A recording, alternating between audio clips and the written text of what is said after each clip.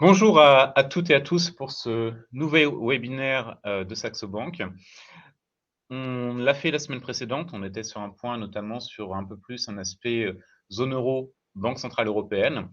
Aujourd'hui, on vous propose de voir comment ça va se passer, notamment au niveau tout simplement de la réunion de la Banque centrale américaine qui va avoir lieu les 1 et 2 novembre prochains et surtout de voir un peu l'état de l'économie américaine, dans quelle situation on se trouve. Alors, juste avant qu'on commence, je vous invite, si ce n'est pas déjà le cas, à nous suivre sur les réseaux sociaux, donc sur les différents réseaux, y compris Instagram que nous avons ouvert récemment. J'en profite également pour vous inviter, si ce n'est pas déjà le cas, on organise notre prochain webinaire le jeudi 3 novembre à 13h avec un focus qui est un peu différent puisqu'on va parler notamment des small caps, les petites valeurs en bourse et voir, vous le savez certainement que ça reste un marché qui est assez compliqué, voir comment on peut se positionner dans ce cadre-là, quels sont les facteurs à prendre en considération. Il y a de très belles valeurs sur le marché des small caps, mais certaines ont quand même très lourdement chuté ces derniers temps. Plusieurs me viennent à l'esprit. Donc, on va voir effectivement quel est l'état de ce marché et un peu comment investir sur ce marché qui est quand même très spécifique, où il y a parfois aussi des problématiques de liquidité. Donc, prudence à cet égard. Avant qu'on évoque, puisque ce sera simplement le 3 novembre prochain, cet aspect sur les small caps, un point un peu sur l'économie américaine et ensuite mon collègue vous fera un peu un aperçu aussi comment investir très concrètement sur la plateforme et c'est dans un troisième temps qu'on aura cette partie un peu questions-réponses ensemble. Donc je vous invite à patienter un peu pour qu'on puisse échanger un peu plus. Déjà dans cette phase introductive du point de vue macroéconomique, le premier point qu'il est important de mettre en avant, et c'est un positionnement qu'on a à Saxo, on est certainement en tout cas minoritaire à cet égard, c'est-à-dire que pour nous, la récession n'est pas le scénario de base pour l'économie américaine, que ce soit bien sûr aujourd'hui ou encore bien évidemment en 2023. On aura vraisemblablement la confirmation d'ailleurs que l'économie américaine n'est pas en récession, puisqu'on, en tout cas à l'instant T, puisqu'on va avoir la première estimation du PIB américain au troisième trimestre qui va être publiée tout simplement la semaine prochaine. Et vraisemblablement, on doit être quand même sur une performance au troisième trimestre qui est plutôt tout à fait honorable. Ici, je vous présente quelques indicateurs qu'on suit d'assez près chez Saxo Bank. C'est un peu des indicateurs cycliques au niveau de l'industrie. Et donc, vous le voyez, c'est notamment le secteur minier, le secteur manufacturier. Et là, on va s'intéresser plutôt au marché de l'emploi. Et également le secteur de la construction, même chose, toujours sur la dynamique de l'emploi. Et la dynamique de l'emploi, même si on voit un léger ralentissement dans le secteur minier, extraction de matériaux, etc., qui reste très très faible. La tendance, elle reste toujours plutôt positive dans la construction et dans le secteur manufacturier, ce qui est assez intéressant puisque la construction et le secteur manufacturier font face quand même à une problématique assez importante en termes d'envolée des coûts. Donc indéniablement, on est sur des sujets qui sont aussi à prendre en considération et qui sont pas complètement négligeables. Et force est de constater, en tout cas, quand on regarde ces indicateurs cycliques, et bien évidemment, ce ne sont pas les seuls qu'on observe du côté de Saxo Bank, on en regarde bien d'autres. On n'a pas du tout une vision de l'économie américaine aujourd'hui qui est en tout cas entrée en récession. Vous vous en souvenez certainement, c'était un peu l'angle, en tout cas l'approche qui avait été très mise en avant ces derniers mois, et notamment avant l'été, et chez Saxo, on a toujours été assez vigilant puisque finalement, plusieurs aspects, bien évidemment, les indicateurs que nous, on regarde au quotidien ne nous indiquent pas aujourd'hui un risque de récession qui soit plus palpable qu'il y a 6 mois de cela. Et le deuxième point, c'est qu'on sait aussi que la définition de la récession aux États-Unis, elle est différente de la zone euro ou d'ailleurs de la plupart des autres économies. Pour être très limpide avec vous, si demain on a une récession en France, c'est assez simple, c'est 2 trimestres consécutifs de contraction du PIB. Si on est du côté américain, les 2 trimestres de contraction du PIB ne sont pas suffisants. Vous avez un organisme indépendant qui est chargé effectivement de définir si l'économie américaine est en récession ou pas, et vous avez une myriade d'autres facteurs qui sont pris en considération, que ce soit le marché de l'emploi, la dynamique dans le secteur manufacturier, etc. Donc c'est une vision un peu plus précise finalement en termes de définition de la récession. Et aussi d'autres points qu'on doit bien prendre en considération, c'est que notamment les chiffres de la croissance aux États-Unis, Ils sont très régulièrement révisés et notamment ils sont pas uniquement, les 3 premières estimations du PIB, mais par exemple pendant 10 ans, il arrive qu'on ait des révisions notamment des chiffres de la croissance. Donc il y a plusieurs facteurs qui doivent être pris en considération et peut-être le point qui est le plus important, c'est la méthodologie qui est complètement différente aux États-Unis des autres grandes économies occidentales. On n'utilise pas les mêmes, critères pour définir une récession. Mais quoi qu'il en soit, au-delà de l'aspect méthodologique, vous le voyez avec ce graphique, le point je pense qui est, essentiel, c'est que les différents indicateurs cycliques qu'on regarde d'assez près, aujourd'hui, très clairement, ils ne sont pas du tout en zone de récession et d'ailleurs juste en termes de lecture du graphique, hein, pour être très clair, vous l'avez certainement deviné, mais les petites, bandes qui sont, verticales, qui sont un tout petit peu grisées, bien évidemment, c'est les périodes de récession aux États-Unis. Donc effectivement, on n'est pas du tout sur ce type de scénario. Si on avance un peu, vous avez bien sûr des indicateurs de marché qu'on évoque très régulièrement, qui ont une performance qui n'est pas systématiquement bonne, mais qui semble indiquer que l'économie américaine est un peu au bord du précipice. Alors, l'indicateur que j'ai pris en compte, c'est un indicateur de récession qui est utilisé par la Réserve fédérale de New York. Et concrètement, le visuel que vous avez représente la différence entre le taux à 10 ans américain et le taux à 3 mois. Si on s'intéresse à certains papiers qui ont été publiés par la Réserve fédérale américaine, on considère en règle générale que parmi tous les indicateurs de marché, j'entends, qui existent, la Fed, en tout cas avec une étude poussée sur 50-60 ans, considère que l'indicateur le plus fiable, c'est effectivement ce différentiel entre le 10 ans et le 3 mois. Alors, juste en termes de lecture, c'est la même chose, hein, bien sûr, les zones grisées, ce sont les périodes de récession, donc on a quand même un track record sur un peu plus de 70 ans. Et généralement, on regarde lorsqu'on dépasse sur les 50 dernières années le niveau des 28 sur notre graphique, généralement, on a une récession. Le point qui est important, c'est que bien évidemment, et on doit toujours le garder en tête, et là, effectivement, vous le voyez graphiquement, on se rapproche quand même progressivement de cette zone des 28. On en est encore un tout petit peu éloigné, mais ça pourrait laisser indiquer, si je vais un peu plus loin, qu'en 2023, on aurait un risque de récession aux États-Unis. Mais ce que je tiens à souligner, c'est que même si ce type d'indicateur est plutôt performant sur les 60-70 dernières années, aujourd'hui, lorsqu'on regarde le différentiel entre le 10 ans et le 3 mois, qui va être présenté par une myriade de traders, d'investisseurs, etc., on doit prendre en considération que la différence par rapport à avant 2008-2010, c'est que vous n'aviez pas un marché obligataire qui était perturbé par les interventions des banques, par tous ces rachats d'actifs. Depuis la crise de 2007-2008, les banques centrales sont devenues des acteurs extrêmement importants sur le marché obligataire, ce qui crée concrètement des distorsions au niveau des rendements et des taux, y compris sur le taux à 10 ans, y compris sur le taux à 3 mois. Donc, c'est pour ça qu'il faut être quand même très prudent sur ce type d'indicateur. Ça a pu fonctionner par le passé, et vous le voyez graphiquement, ça fonctionnait plutôt assez bien, mais c'était dans des contextes de marché où la Banque centrale américaine n'était pas un intervenant très important sur le marché obligataire. Depuis 10 ans, on a une banque centrale, effectivement, qui est un intervenant extrêmement important. Donc, c'est un des indicateurs, pour être très concret avec vous, que je surveille, mais je ne suis pas sûr que ce soit l'indicateur qui doit vous permettre de faire de la prise de décision ou de tirer des conclusions, puisque je renoue avec notre thème d'aujourd'hui, de tirer des conclusions par rapport à ce qui se passe au niveau de la Banque centrale américaine et ce qu'on peut attendre, notamment lors de la réunion de début novembre.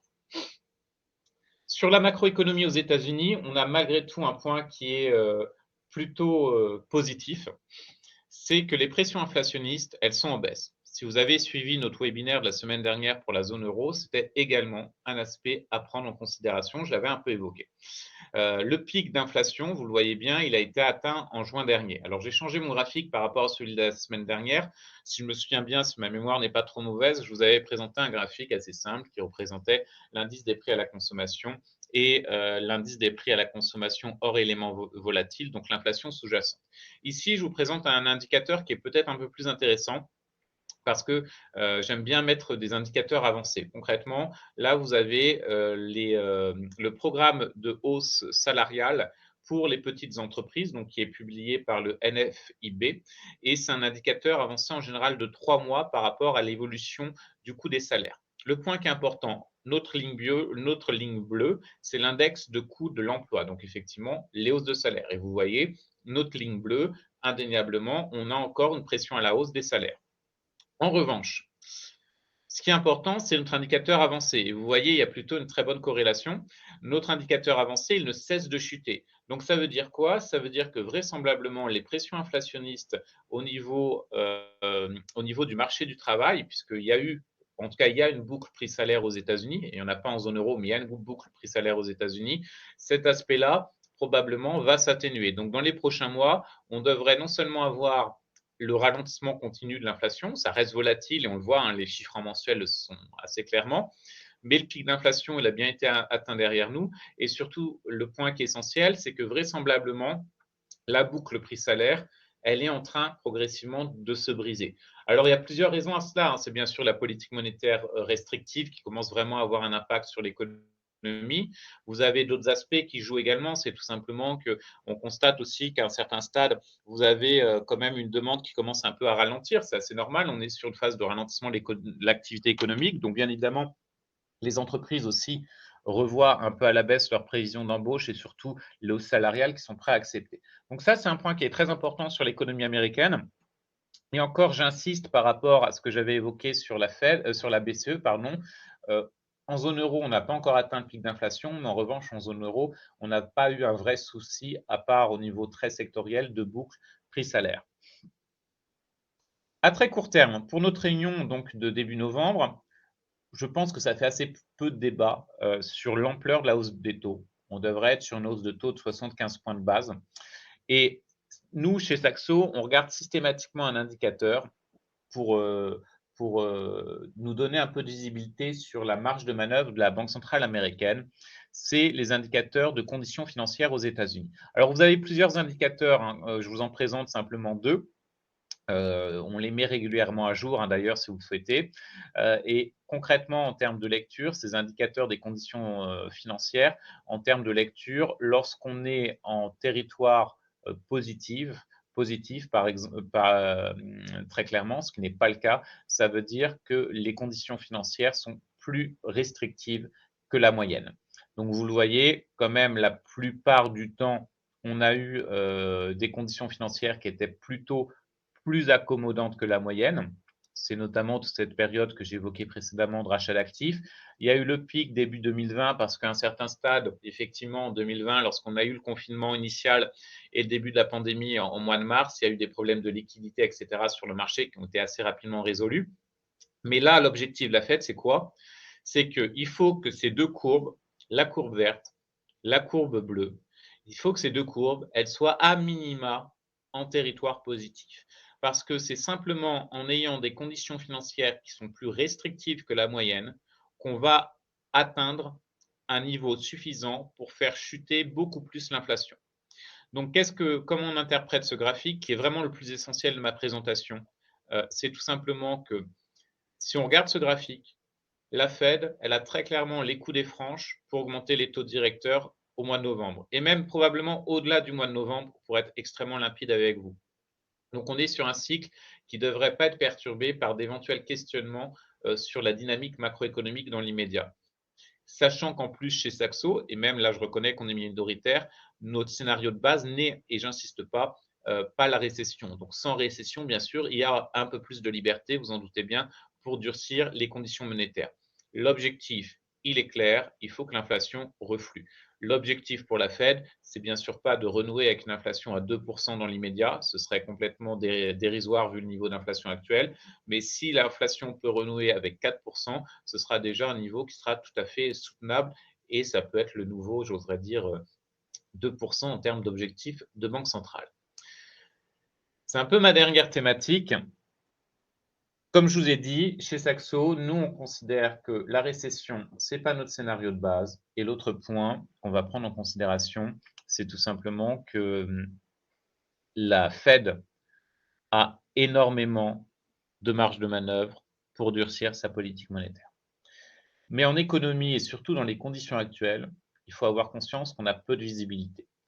Je me souviens, alors je pense que je vieillis, donc je rappelle souvent la même chose, mais je me souviens d'un entretien avec l'INSEE récemment, où même l'INSEE, qui a un bataillon d'économistes, reconnaît assez humblement que faire des prévisions à peu près fiables au-delà de 3 mois aujourd'hui dans les conditions actuelles, que ce soit sur la croissance, sur l'inflation, etc., c'est extrêmement hasardeux. Donc, je reprends cette thématique-là et je suis effectivement assez d'accord avec ça. Il faut être assez humble par rapport au scénario de base qu'on vous a présenté. Sur l'économie américaine, j'ai un point d'interrogation et c'est un peu le même point d'interrogation qu'ont certains membres du FOMC, de la Réserve fédérale américaine, c'est à savoir qu'est-ce qui va se passer sur le marché de l'immobilier. Ici, je vous ai présenté les données d'un des principaux promoteurs immobiliers, Redfin aux États-Unis, qui vous montre l'évolution des prix à la vente, donc dans quelques-unes des principales villes entre mai 2022 et octobre 2022. Et donc, vous avez les principales villes où vous avez effectivement une chute qui est très importante. Par exemple, plusieurs en Californie, Oakland, une baisse de 16%. San José, 14%. Vous avez Austin aussi au Texas qui est moins 14%. Seattle, on est à moins 10%. San Francisco, moins 9%, etc. Alors, premier point, on n'est pas sur un éclatement de bulle immobilière. Alors peut-être à Auckland et à San José, c'est problématique, j'en conviens, parce qu'on est proche des zones de 20%. Mais on est sur un ralentissement du marché de l'immobilier qui était attendu, puisque aujourd'hui, tout simplement, c'est beaucoup plus compliqué d'obtenir un crédit aux États-Unis et les taux sont plus élevés.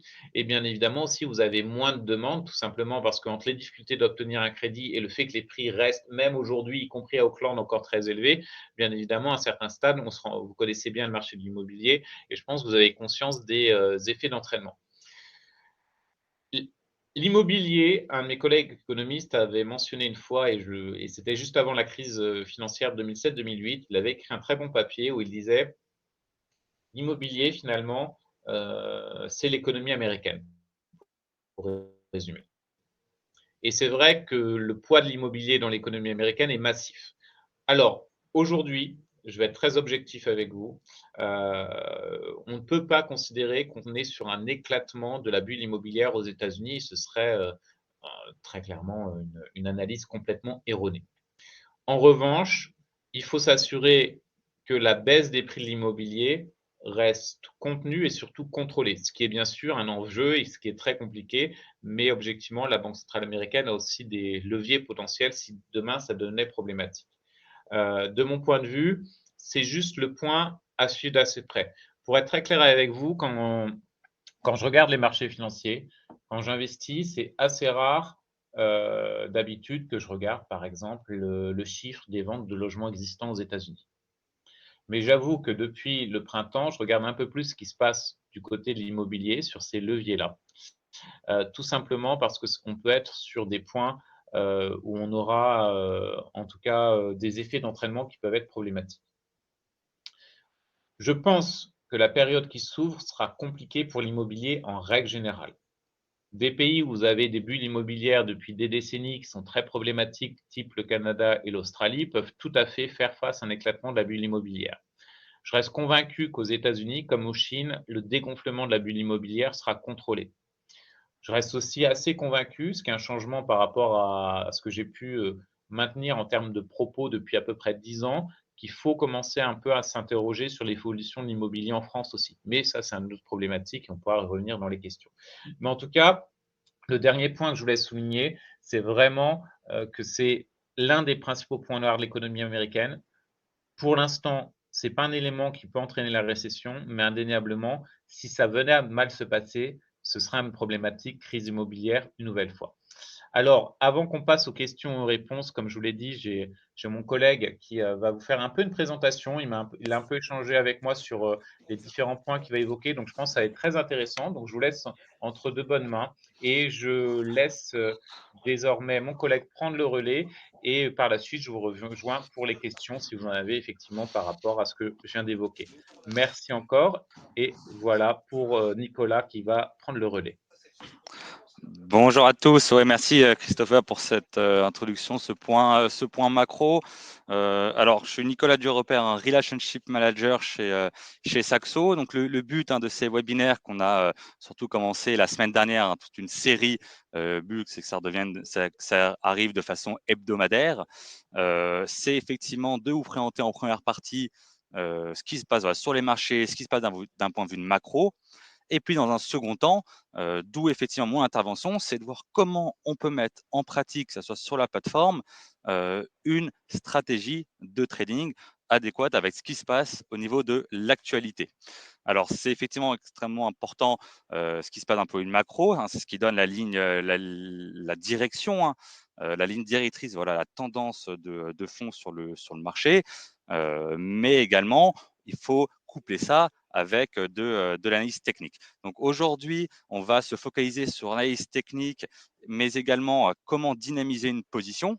Alors, ce qui tombe très très bien, c'est qu'aujourd'hui, on va regarder le titre Tesla. Alors, il faut savoir que les résultats de Tesla sont ce soir après la clôture US, donc ce qui en fait un titre extrêmement intéressant à regarder aujourd'hui pour être vraiment au cœur de l'actualité. C'est un des résultats qui a commencé aux États-Unis la semaine dernière, mais qui a surtout commencé hier soir avec au niveau des valeurs technologiques, avec la publication de Netflix, qui était d'ailleurs très très bonne. Donc on va regarder, voilà, est-ce qu'on peut mettre en place une stratégie sur Tesla. Alors, effectivement, sur ce webinaire, on va essayer de coupler une action avec un produit dérivé. Donc, sur le webinaire de la semaine dernière, on avait regardé les futurs, on avait pris une position sur l'Eurostox. Cette fois-ci, on va coupler avec une position optionnelle, donc une option, et on va voir comment faire vivre les deux avec le moins de risques possible. Et vous allez voir que parfois, ça peut être même moins risqué que d'autres types de stratégies.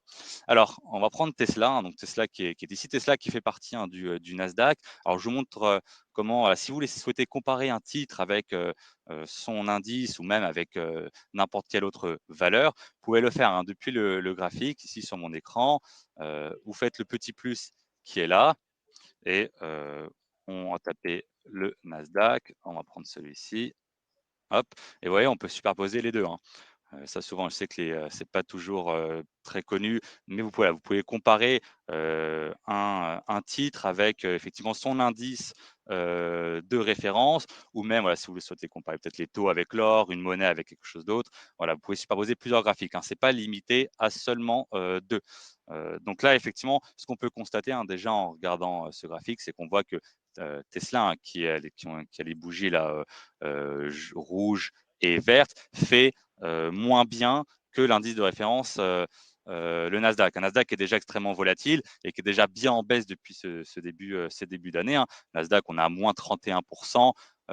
Si, oui, au vu des dernières variations, contre moins 38% pour Tesla. Donc Tesla est plus volatile et ses mouvements sont plus, j'allais dire, forts que sur son indice sous-jacent.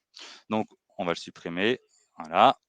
Alors, juste un petit rappel avant de pouvoir, afin de traiter les options. Il faut premièrement avoir un compte dérivé chez nous. Donc, vous pouvez activer depuis compte autre. Donc, compte autre service, ouverture d'un compte additionnel et donc l'ouverture d'un compte dérivé. Et puis ensuite, dans les paramètres en haut à droite, puis produit de trading, ici, activer les options. De plus, vous aurez besoin de contacter le service client, mais vous le faites directement sur la plateforme afin d'activer la vente d'options. Parce qu'on va regarder, on va essayer de mettre en place une stratégie de covered call en fonction de l'analyse technique. Vous allez voir, c'est très simple et très très efficace. Alors, on va démarrer notre analyse technique sur le titre Tesla.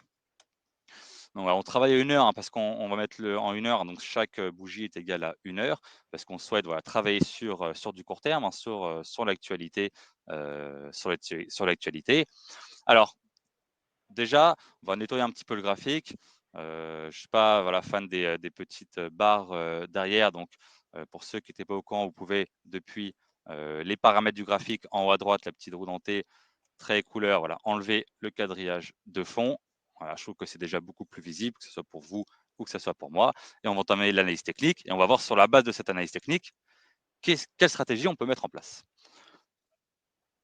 Alors, on va commencer avec le retracement de Fibonacci, hein, qui lorsqu'il y a eu comme ici, un mouvement assez soudain, assez fort, hein, du titre, permet de tracer les supports et résistances du mouvement suivant. Donc on voit qu'ici effectivement déjà ça fonctionne relativement bien, et puis effectivement on observe qu'on a les cours ont buté sur ces niveaux, hein, autour de 314 et à la baisse autour des 200, 205. Alors c'est des gros niveaux, on va travailler davantage en profondeur pour essayer d'épurer cela. Alors je vais le passer en curseur. Alors au milieu, on a les 50% de retracement qui sont en noir, donc je vais les rebasculer en blanc pour plus de visibilité, et je vais élargir à droite mes lignes également pour plus de visibilité. Alors, une fois qu'on a effectivement tracé les Fibonacci, on ne va pas s'arrêter là, hein. Alors, pour ceux effectivement qui étaient au précédent webinaire, je ne suis pas du tout partisan d'avoir des dizaines et des dizaines d'indicateurs. On n'en utilise que quelques-uns, 3, 4 maximum, qui sont parmi les plus utilisés sur le marché et effectivement les plus efficaces par conséquent. Donc, on va rajouter les moyennes mobiles. Alors, on va commencer avec la long terme, que je vais laisser en bleu, donc 200 jours, hein, qui est communément admise comme étant la long terme. On va ensuite placer là 50 jours. Alors, je vais changer la couleur, hein. Vous voyez ici, vous pouvez changer la couleur. On va la mettre en verte et on va placer là, j'allais dire plus davantage court terme, la moyenne mobile à 20 périodes. Voilà, donc là, on va mettre en orange, par exemple. Voilà, donc on va zoomer un petit peu. Alors déjà, qu'est-ce qu'on constate? On constate que au niveau de notre résistance, on a ici la moyenne mobile de 100 jours, on a les 50% de retracement de Fibonacci, hein, ici la ligne blanche, et on a un gap ici qui a été créé par le marché et qui peut faire office en tout cas de point important. Donc, qu'est-ce que ça signifie? Ça signifie que déjà, là, on peut avoir une première zone de résistance, donc autour des 260, hein. C'est qui correspond au niveau de la moyenne mobile de 100 jours et du retracement de Fibonacci. Donc, on va, hop, ici, sur les 260, on sait qu'on a notre première résistance qu'on va appeler R1. Et le support qui est ici, hein, on voit qu'effectivement, si on dézoome, hein, il a buté une première fois en juin, il est retourné en juillet et ensuite là, on est encore sur cette zone, hein. Donc, effectivement, on a un gros support, hein, là sur Tesla autour, des 200, la zone 200, 200, 205, ce qui signifie que déjà, dès à présent, on peut effectivement considérer qu'on a un support intéressant sur la zone des 200. Donc, de la même manière, hop, petit texte ici, on va l'appeler S1, comme ceci. Ah, et là, on a effectivement déjà notre plan de trading pour jouer les résultats de ce soir. On a notre résistance, hein, qui a un niveau de 260. On a notre support à 200. Donc, en partant effectivement du principe qu'on a notre position à un niveau de 220, là, je l'ai matérialisé avec les petits pointillés jaunes, hein. Là, Tesla est fermé au moment où on se parle, hein. Mais aussi, rappelez-vous, hein, si vous étiez au webinaire de la semaine dernière, pour rappel, on peut traiter les valeurs américaines au pré-marché, hein. Pré-marché, c'est-à-dire que vous pourrez être exécuté à 13 heures sur les USA, heure de Paris, hein. Alors, pré-market, il faut savoir qu'il commence à 10 heures, heure de Paris, ce qui correspond à 4 heures du matin à New York. Mais nous, on donne accès uniquement à partir de 13 heures parce qu'on estime que la liquidité est bien meilleure, hein. Donc, un petit rappel, hein, rapide pour passer à un ordre sur le pré-marché. Vous ouvrez un ticket d'opération. Dans le type d'ordre, vous choisissez algorithmique. Si vous ne l'avez pas, c'est parce que vous n'avez pas activé les ordres avancés. Donc, ici, utiliser ordre avancé, algorithmique, limite pré-marché. On a plusieurs, hein, stratégies algorithmiques. Pas besoin de savoir les autres pour le moment. La limite pré-marché, c'est le plus important. Et donc, vous pouvez acheter, voilà, vos titres et être exécuté à partir de 13 heures heure de Paris. Donc là, au moment où on se parle, on peut être exécuté sur Tesla.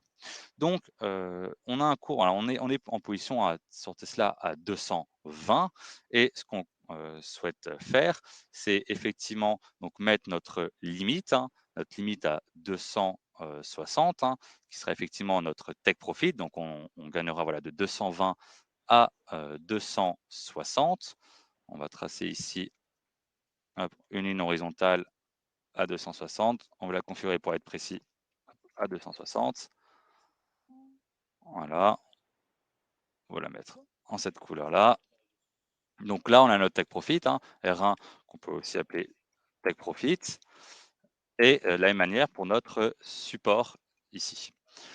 Alors maintenant, vous me direz, voilà, on pourrait effectivement en rester là et dire, voilà, j'ai mon plan de trading, j'ai acheté Tesla à 220, j'ai acheté, on va dire, 100 titres de Tesla à 220, et s'il va à 260, bon, bah, très bien, je prends mes bénéfices parce que le 260, c'est le niveau résistance, c'est là où il y a mon take profit, je prends mes bénéfices et on s'arrête là sur le plan de trading. Sauf que, effectivement, nous, voilà, on souhaite vous montrer les astuces pour voilà, dynamiser tout ça. Et c'est là qu'intervient la partie dérivée, la partie optionnelle. Donc, au lieu effectivement de simplement en rester là et de se dire, voilà, on a notre limite et notre support, on va essayer de faire en sorte d'être rémunéré par le marché, d'être rémunéré par le marché euh, afin de caper nos gains. Parce qu'en réalité, quand on met une limite, qu'est-ce que c'est de mettre une limite? Ça veut dire qu'on accepte de bloquer nos gains. On se dit, voilà, on va gagner jusqu'à 260, on prendra nos bénéfices, au-dessus, on ne gagnera plus. Mais il faut savoir que si on matérialise cet engagement sur le marché, on peut tout à fait être rémunéré. Et on va voir que sur les titres comme Tesla, donc qui sont les titres du Nasdaq, qui ont des niveaux de volatilité qui sont élevés, la rémunération peut être énorme. Alors, vous avez déjà entendu parler des options et des options notamment qu'on appelle call ou put, donc ces options d'achat et les options de vente. Alors, on va rester sur call et put. Alors ici, ce qu'on veut faire, c'est qu'au lieu de mettre une limite, au lieu de mettre une limite à 260 et attendre d'être exécuté, et donc gagner 40 points, hein, si on est en position à 220 et qu'on sort à 260, on gagne 40 points. Là, on va essayer de dynamiser ça. Donc, qu'est-ce que je vais faire? Je vais aller vendre un call sur mon prix cible, donc qui est 260.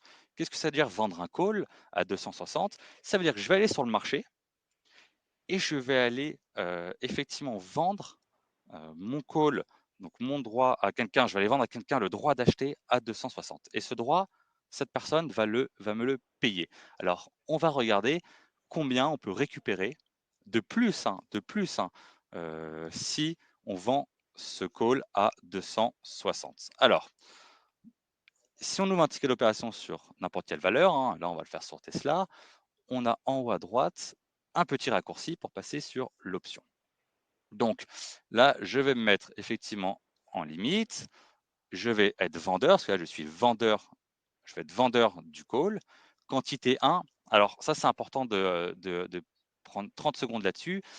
Chaque contrat d'option a pour sous-jacent 100 actions. Donc moi, si je suis acheteur de 100 Tesla, je vais vendre un contrat d'option qui représente 100 actions. Donc c'est pour ça que j'en vends un, parce que j'ai 100 actions Tesla. L'expiration, ce qu'il faut savoir, c'est que c'est la durée de l'engagement. Donc jusqu'à quand on est engagé à vendre des Tesla à un prix de 260. Donc moi, je vais mettre jusqu'à décembre. Sachez que plus la période est lointaine, effectivement, plus ça va être rémunérateur pour nous. Donc je choisis mon prix d'exercice à 260. Les derniers cours étaient à 865, on va arrondir à 9. Donc, qu'est-ce que ça veut dire vendre un call, voilà, strike 260 à 9? Ça veut dire que je vais recevoir 9 par 9 dollars par option pour le vendre. 9 dollars par option. Sachant qu'effectivement, un contrat d'option est égal à 100 actions, vous avez ici, si vous affichez les informations détaillées, un premium de 900 dollars. C'est-à-dire que là, quoi qu'il arrive, je reçois 900 dollars pour matérialiser mon engagement de vendre mes Tesla à 260. Dans tous les cas, j'aurais mis ma limite à 260. Dans tous les cas, je l'aurais vendu à 260, c'était mon prix cible. Là, qu'est-ce que je fais? Je vends une option sur le marché pour vendre mes Tesla à 260. Alors, on a vu que cette option est rémunératrice et me paye 9 $. Qu'est-ce que ça veut dire me payer 9 $? Ça veut dire que j'ai reçu 900 $ parce que je fais effectivement les 9 fois, rappelez-vous, un contrat d'option, c'est 100 actions. Donc je reçois 900 $. Ça veut dire qu'en réalité, mon vrai niveau cible de take profit sera à un niveau de 269. Voilà, ici. Hop, pour être précis, à 269. Ici, ça va être mon vrai gain parce qu'effectivement, je l'ai vendu 9 $. Donc, j'ai mon prix cible à 260 et je reçois les 9 supplémentaires pour vendre mon option. Alors, vous allez me dire, il n'y a pas de magie sur le marché. Quelle est la contrepartie? Alors, deux cas de figure. Deux cas de figure à l'échéance. Le premier cas de figure, c'est si Tesla termine au-dessus de 260. C'est-à-dire que Tesla termine à, on va dire, 265. Alors, rappelez-vous, si on n'avait rien fait, si on n'avait pas mis en place une stratégie, on aurait vendu nos Tesla à 260, on aurait gagné 40 points. Hein. Donc, comme j'ai 100 titres, on aurait gagné 4 000 $ et notre trade se serait arrêté là. Sauf que on a vendu une option à 260, donc c'est-à-dire qu'on a vendu à quelqu'un le droit d'acheter à 260 et il nous l'a payé 9 $. Donc, on a récupéré 9 $ fois 100 actions, donc 900 $. On les a récupérés, ils sont à nous quoi qu'il arrive. Et donc, effectivement, si le marché termine à 265, bah, nous, on est engagé à les vendre à 260. Rappelez-vous, parce qu'on a vendu à quelqu'un le droit d'acheter à 260. Donc, si à l'échéance, le marché vaut plus, si le marché vaut 265, il va venir nous voir, il va dire, bon, Nicolas, tu te souviens, tu m'avais dit que tu étais prêt effectivement à me les faire à 260. Bah maintenant, voilà, comme le marché vaut 265, je préfère les acheter à toi à 260, comme on avait convenu. Donc très bien, je lui vends à 260. Le marché vaut 265, donc j'ai un manque à gagner finalement de 5. C'est ce qu'on peut dire. C'est qu'en fait, ce n'est pas un risque, c'est un manque à gagner. Le marché valait 265, bah moi j'ai vendu mon option, je suis obligé de les vendre à 260. Sauf que ce droit, moi je l'ai vendu 9 $. Donc en réalité, moi, mon prix final, il est à 269. Donc même si le marché cote 265, je suis toujours gagnant de 4 dans ma stratégie. En fait, le vrai manque à gagner pour moi, il est si le marché à l'échéance termine au-delà de 269. Là, c'est un manque à gagner parce que voilà, moi j'étais engagé à les vendre à 260. J'ai récupéré 9 $ pour le faire. Et effectivement, là, j'ai un manque à gagner si c'est au-dessus. Mais c'est un manque à gagner. On voit que ce n'est pas une perte sèche. Et même par rapport à la première situation où je faisais rien, juste je mettais mon ordre limité à 260, et ben c'est toujours 9 $ de plus. 9 $ par action. Hein. Donc là, on parle de 900 $. On parle de 900 $ sur une position qui m'aurait rapporté 4000 parce que je suis long, je suis acheteur à 220, je prends mes bénéfices à 260, ça fait 40 points, donc 4000 $. Mais là, j'ai récupéré 900 en plus. Donc ça, c'est le premier cas, j'allais dire, c'est le cas le plus défavorable finalement. Le deuxième cas, si le marché vaut en dessous des 260, si le marché vaut 200, disons 240, qu'est-ce qui se passe? Bah, s'il vaut 240, bah, je gagne sur ma position acheteuse. Hein. Je gagne sur ma position acheteuse des Tesla. Hein, c'est la ligne jaune ici à 220. Je gagne mes 20 de 220 à 240. Donc ça, sur la position, ça ne change rien. Mais par contre, rappelez-vous, la prime, elle est à moi quoi qu'il arrive. La prime que j'ai reçue en vendant mon option, elle est à moi quoi qu'il arrive. Donc, j'ai toujours mes 9 qui sont venus se mettre dans mon solde espèce. Donc, en réalité, je gagne toujours ces 9 dollars qui viennent dynamiser mon gain actuel. Alors, on peut mettre effectivement un autre cas de figure. Imaginez effectivement, suite au résultat, Tesla vient toucher mon stop loss, ici à 200, hein, ça donc qui est à 200. je perds donc les 20. Vous voyez, rappelez-vous, hein, j'ai aussi là un risk-reward qui est intéressant, hein. C'est-à-dire que je vais chercher un prix cible à 260 et un stop loss à 200, sachant que je suis loin de 220. Donc là, j'ai un pour 2. Un pour 2, bon, c'est un peu le minimum, hein. 1 pour 3, c'est très bien, mais voilà, là, je vais chercher quand même 2 fois. Je vais essayer de gagner 2 fois plus que ce que je peux perdre. Donc même si j'ai mon stop loss à 200 et qu'effectivement, je perds, donc si j'ai mon stop loss à 200 et que je suis loin à 220, je m'autorise de perdre 2000. Sauf que rappelez-vous, j'ai vendu mon option à 9 $. Donc en réalité, ma perte, elle est plus de 2000, elle est 2000 sur lequel je peux enlever les 900. Donc en réalité, ma perte, elle est que 2100. Alors que si j'avais rien fait, j'aurais perdu 2000 $. Là, je perds plus que 1100 $. Et ça, effectivement, c'est ce que permet, la vente de call. Donc, qu'est-ce que c'est que la vente de call? C'est simplement s'engager avec le marché, matérialiser une limite. Voilà, au lieu de simplement mettre ma limite sur mon prix cible, hein, ce que tout le monde fait, en fait, son take profit, finalement, c'est le prix cible. Rappelez-vous comment j'ai euh, fait pour placer ma limite. Je l'ai placée via l'analyse technique. L'analyse technique l'a donné un niveau de 260, c'est mon prix cible. Et donc, voilà, je vends mon call à 260. Donc, je vends à quelqu'un le droit d'acheter du Tesla à 260. Et cette personne me paye. Donc, on peut dire effectivement que ce n'est pas une stratégie avec un risque si on a le sous-jacent, hein. Ça, voilà, c'est important de le dire, hein. Si on a les Tesla en portefeuille, ça sera un manque à gagner. Ça sera un manque à gagner parce que si Tesla clôture à 280, moi je serai obligé de les vendre à 260. Mais bon, je suis très content quand même parce que je les ai achetés à 220, donc je gagne de 220 à 260, plus effectivement les 9 $ que j'ai reçus pour vendre cette option. Alors, on peut effectivement, si on va aller un peu plus dans le détail, si on va être efficace, on a dit qu'il y avait les résultats de Tesla ce soir. Donc, c'est après la clôture, hein, Ever Technologies, c'est après les clôtures des marchés US. Donc, quel est en réalité mon risque? Là, j'ai un risque sur mon stop loss. Parce qu'effectivement, imaginez le marché gap très fort. Imaginez le marché gap très fort, parce que les Tesla donnent des résultats qui sont très mauvais. Et imaginez on ouvre à un niveau de 100, allez, disons, même pour être extrême, à 150. Imaginez on ouvre à 150, donc ici. Il y a un gros gap, on ouvre à 150. Bah, moi, je vais être exécuté au premier niveau qui sera disponible, hein, c'est-à-dire à 150.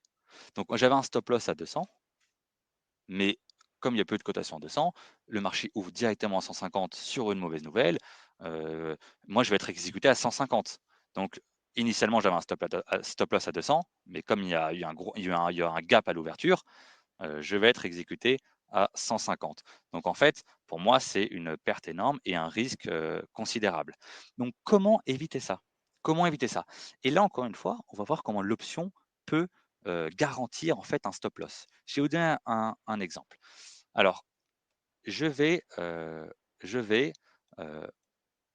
acheter, cette fois-ci, je vais acheter le droit de vendre du Tesla sur mon niveau stop loss. Donc, je vais acheter sur le marché le droit de vendre mes actions Tesla à un prix de 200.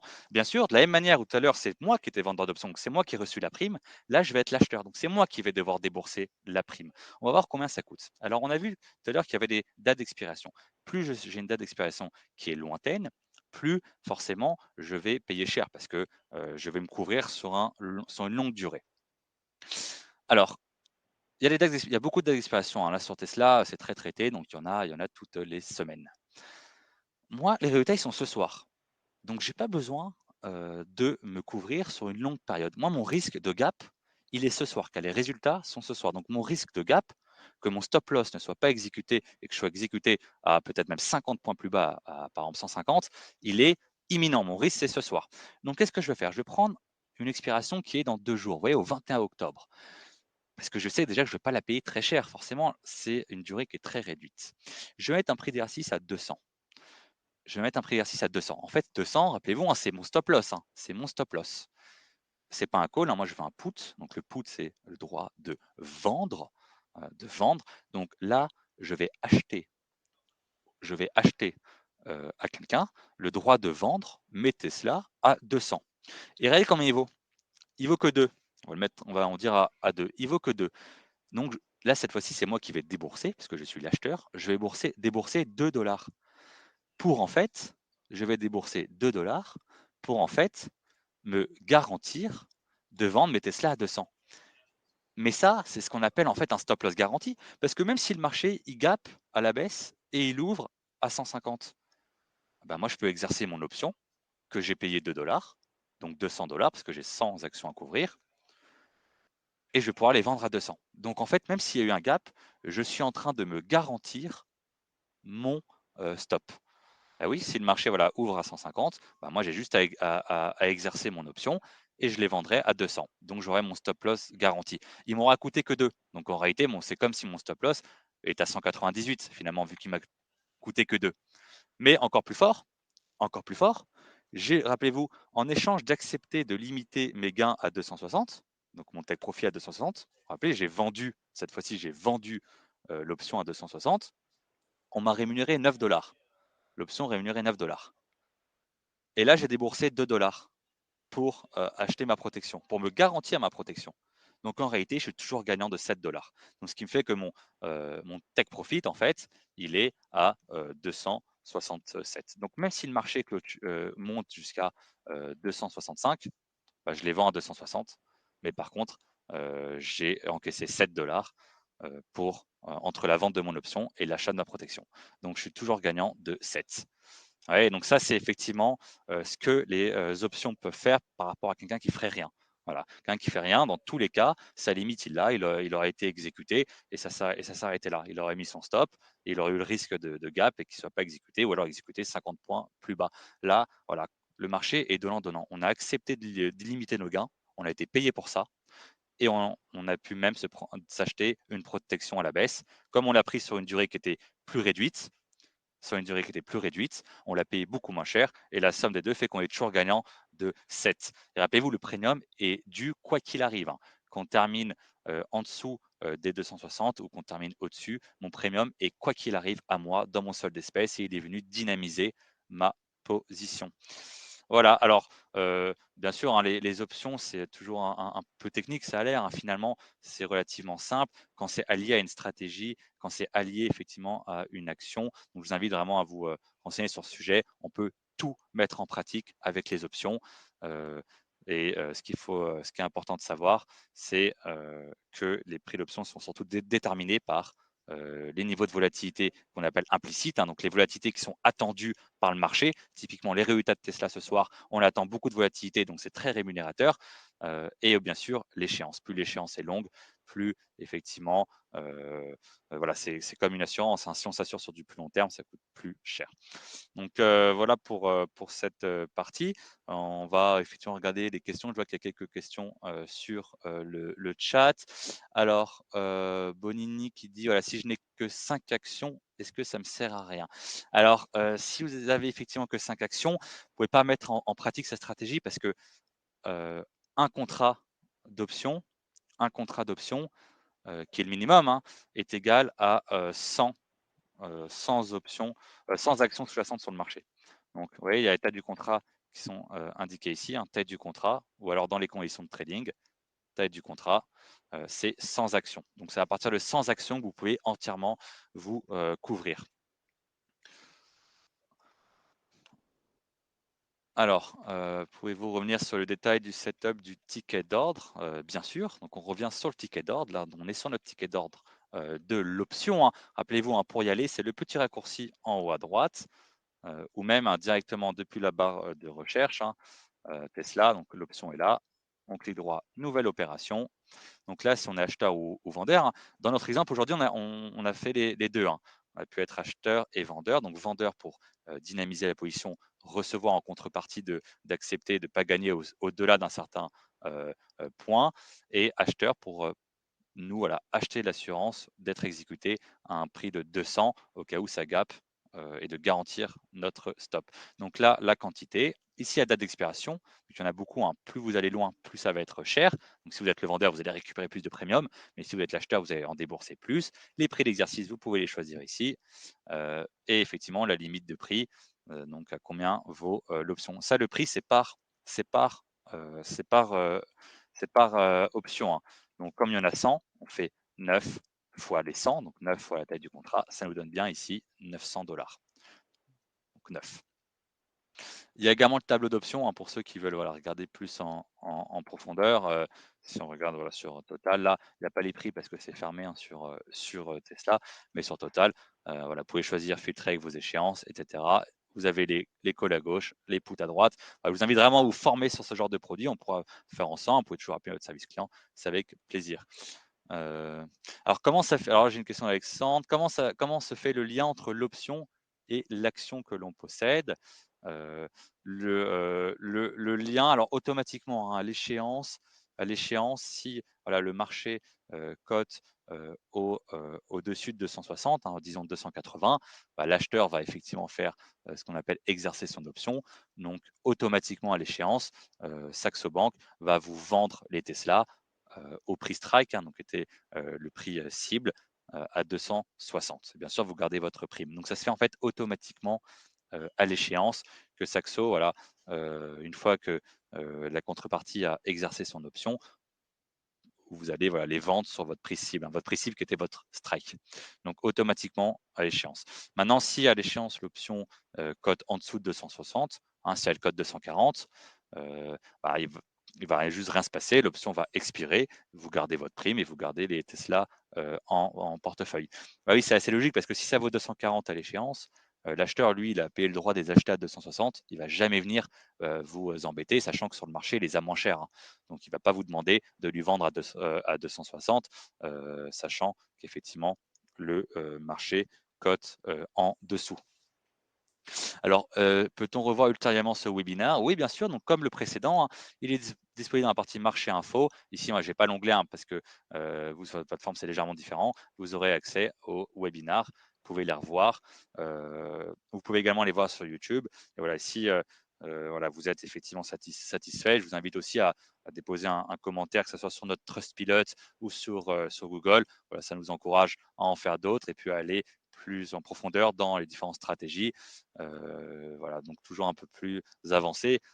C'est ce qui fait souvent la différence voilà, entre les traders, j'allais dire, particuliers et ceux voilà, qui ont un peu plus professionnel. C'est voilà, mettre en place des stratégies. Si on a vendu nos actions avant, peut-on annuler l'option? Oui, c'est une bonne question, hein. L'option, vous pouvez effectivement ou la vendre ou la racheter, hein, parce que si vous étiez le vendeur pour clôturer, il faudra la racheter à tout moment sur le marché, au prix de la valeur de marché, hein. Donc, elle peut être plus ou moins chère, effectivement. Mais oui, vous pouvez très bien vous en débarrasser avant si vous estimez qu'elle s'est beaucoup appréciée et que vous souhaitez prendre peut-être des bénéfices ou si vous souhaitez sortir de la position sous-jacente.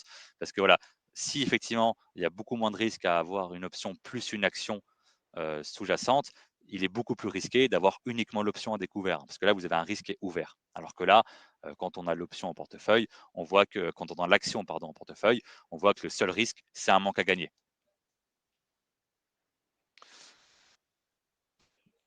Voilà, bon, bah, je pense qu'on a fait le tour, hein, donc voilà, je vous remercie de Ouais, votre présence. Puis on se dit alors semaine prochaine, il n'y aura pas de webinaire. Christopher, tu me c'est ça. confirmes? Euh, Exactement, on se retrouve le 3 novembre. Le 3 novembre, bien sûr, c'est après la réserve fédérale américaine, mais ce sera surtout l'occasion de faire un point un peu sur les petites valeurs. On est effectivement sur un sujet qui peut éventuellement vous intéresser et très prochainement aussi, avec notamment Nicolas et toute l'équipe marketing de Saxo Bank, on travaille sur un programme complet de webinaires pour le mois de novembre et de décembre. On va vous le faire partager hein, donc d'ici peu. Donc, on espère vous retrouver tous aussi nombreux. Et encore une fois, si vous avez des questions éventuelles, Nicolas l'a parfaitement résumé, vous pouvez contacter bien sûr Saxo Bank. Vous pouvez aussi nous suivre hein, sur les réseaux sociaux. On publie assez régulièrement du contenu. Sur ce, je pense, n'est-ce pas Nicolas, qu'on peut conclure ce webinaire et vous remercier tous pour votre présence, pour votre participation et encore merci aussi à tous ceux qui ont permis la réalisation de ce webinaire chez Saxo, notamment Loïc qui a travaillé sur le sujet. Merci encore à tous.